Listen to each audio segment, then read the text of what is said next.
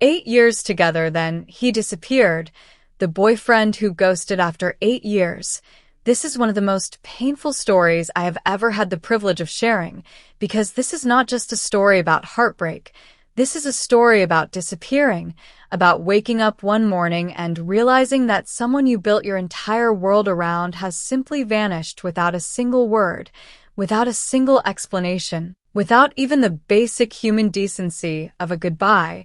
And if you have ever been ghosted, if you have ever been left without answers, if you have ever stared at your phone waiting for a message that never came, then this story is going to hit you somewhere deep.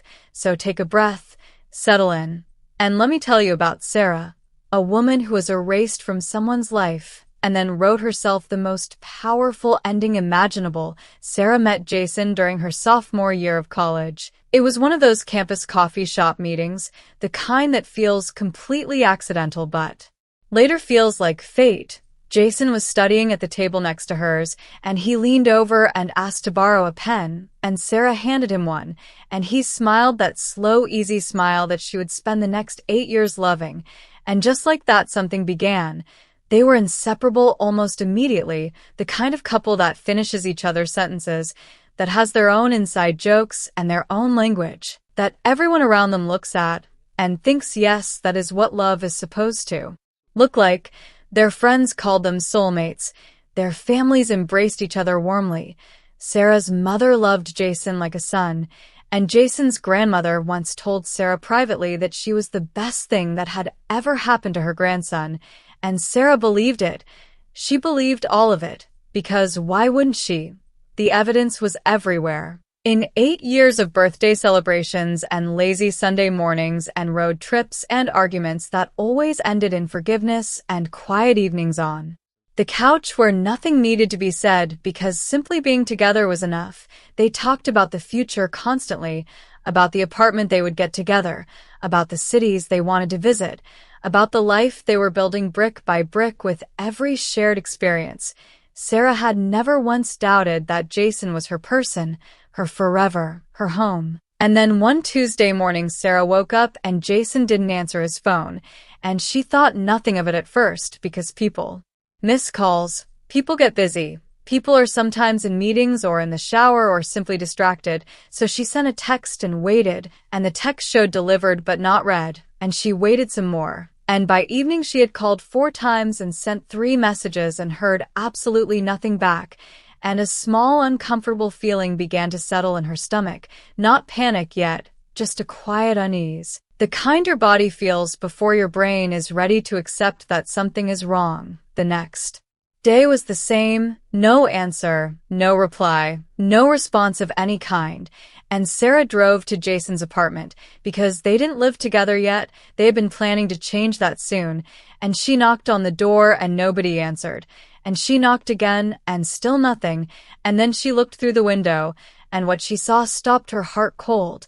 The apartment was empty, not messy, not lived in, not the cozy space filled with Jason's books and his guitar and his collection of vintage movie posters, just empty, bare walls, bare floors, nothing, like nobody had ever lived there at all, like Jason had never existed. Like 8 years of her life had been a story someone had simply closed the book on without warning. Sarah stood at that window for a long time, her hands pressed against the glass, her breath fogging the surface, and she could not make sense of what she was seeing. She drove home in a daze and checked his social media and found nothing.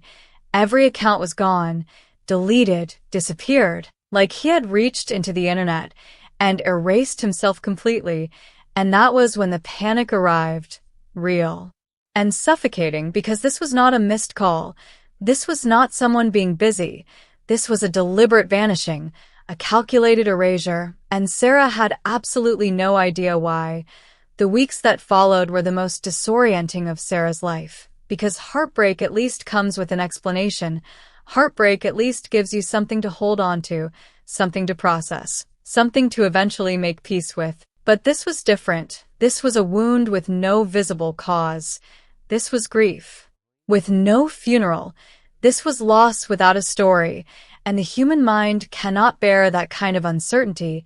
It reaches and reaches for answers and finds nothing, and then starts to turn inward and ask the most dangerous question of all. What did I do wrong? And Sarah asked that question 1,000 times. She replayed every conversation, every argument, every moment she could remember from the last few months of their relationship, searching desperately for the things she must have missed, the sign she must have ignored. The moment everything began to fall apart, and she found nothing obvious, nothing that explained 8 years ending in complete silence. Her friends rallied around her. They showed up with food and movies and long evenings of listening, but even their love couldn't fill the particular emptiness that comes from being ghosted by someone who knew you completely, because Jason hadn't just left. He had taken her sense of reality with him. He had made her question her own perception, her own judgment, her own worth. And that is the cruelest part of being ghosted. It's not just the absence of the person, it's the absence of the truth. Months passed and Sarah was struggling. The anxiety that she had managed quietly for most of her adult life became louder and harder to control.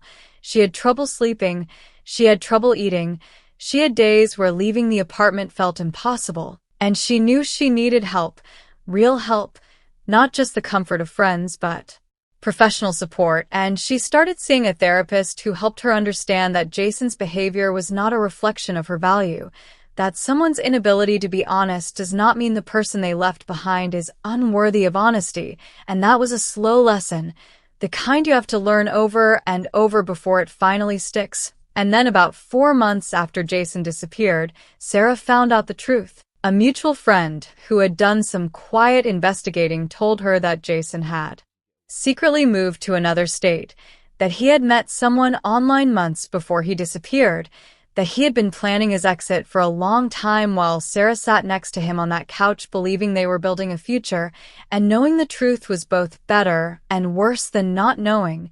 Better because her mind finally had something to hold.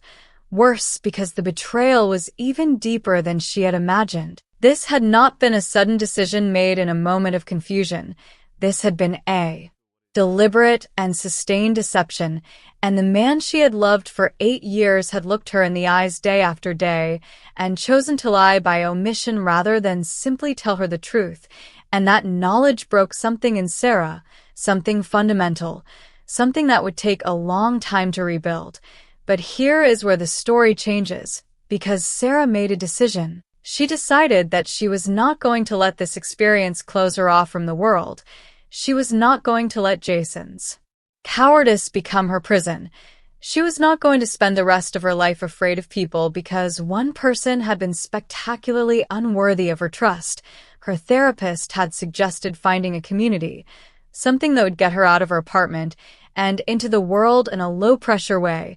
And Sarah saw a flyer at her local library for a hiking group that met every Saturday morning. And on a cold Saturday in February, feeling terrified and completely unlike herself, she showed up. She almost turned around in the parking lot. She sat in her car for 10 minutes talking herself into getting out, and then she got out, and she walked over to the group of strangers assembling by the trailhead, and a woman named Claire immediately smiled at her and said, "I'm so glad you came," and handed her a cup of coffee from a thermos, and something small but significant shifted in Sarah's chest. The hiking group became her lifeline, not because hiking fixed everything, nothing fixes everything, but because those Saturday mornings gave her structure and fresh air, and most importantly people, real people who showed up every week and walked beside her and talked and laughed and shared pieces of their lives without pretense or hidden agendas. She learned that genuine human connection still existed, that not everyone was capable of the kind of cruelty Jason had shown her, that the world was still full of people who valued honesty and friendship and simple, consistent kindness. And slowly, over many months, Sarah began to heal. She started sleeping better. She started eating better. She started laughing again. Real laughter, not the performance of laughter. And she found that hiking itself was doing something to her.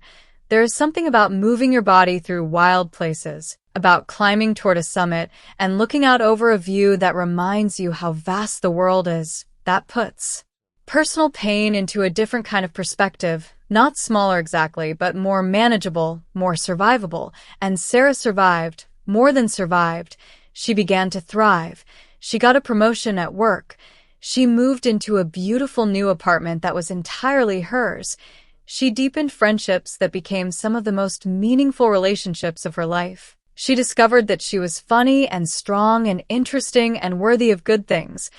All the things Jason's silence had tried to convince her she was not, and years passed, real time, real healing, real growth. And Sarah became someone she was genuinely proud of, someone who had been through the worst kind of abandonment and come out the other side not bitter but wiser, not closed but more carefully open, not broken but beautifully rebuilt. And then one day her phone buzzed with a message from an unknown number. And something told her before she even opened it that she already knew who it was, and she was right, it was Jason. And the message was long, full of apologies and explanations, and the word regret used more times than she could count. He said he had been a coward, which was true. He said he had handled everything wrong, which was an understatement. He said he thought about her often and wondered if she was okay, and hoped she had found happiness. And Sarah read every single word. She read it carefully and completely. And then she put her phone down, and she sat quietly for a moment, and she noticed something remarkable. She felt nothing. Not anger, not sadness, not the desperate craving for explanation that had consumed her in those early months. Just a quiet, neutral nothing, like reading a message from a stranger, because that is what Jason was now. A stranger who had once known her, a person who existed in a chapter of her life that was so thoroughly finished it might as well have been written about someone else. And Sarah picked up her phone, and she deleted the message without replying, not because she was angry, not because she wanted to punish him, but because some endings don't deserve another chapter, because her peace was worth more than his closure, because she had worked too hard and come too far to let one message pull her back into a story she had already finished writing.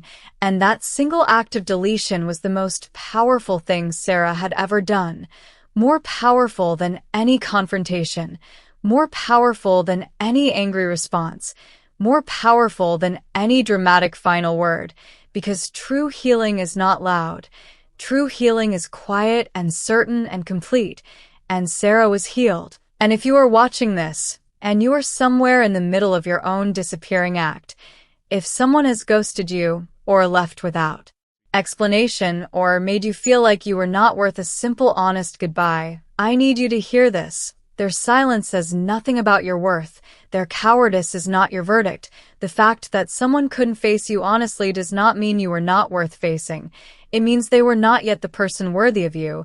And you are going to be okay. It will not feel like that today, and it might not feel like that tomorrow. But slowly, surely, beautifully, you're going to rebuild yourself into someone even stronger than before. And one day you will delete the message without replying and feel nothing but peace. And that day is coming. So keep going, keep healing, keep showing up to the hiking group even when you want to sit in the parking lot, because the coffee and the trails and the real people are waiting. Thank you for watching. If this story meant something to you, please like and share it with someone who needs to hear it today. And leave a comment below telling me how you found your peace after someone disappeared, because your story matters too.